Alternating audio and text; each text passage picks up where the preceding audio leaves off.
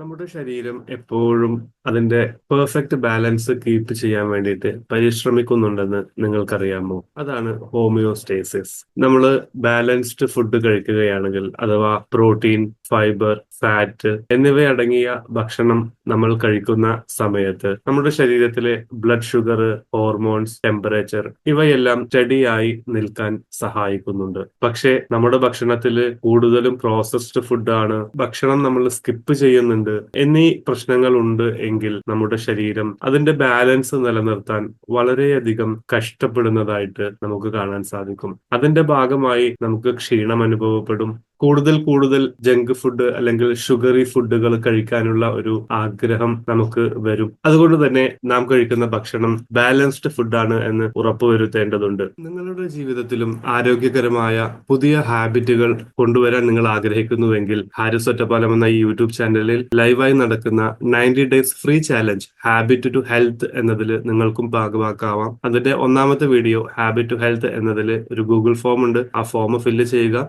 ഈ ഒരു 90 ദിവസത്തെ ചാലഞ്ചിന്റെ ഭാഗമാവുക. Thank you.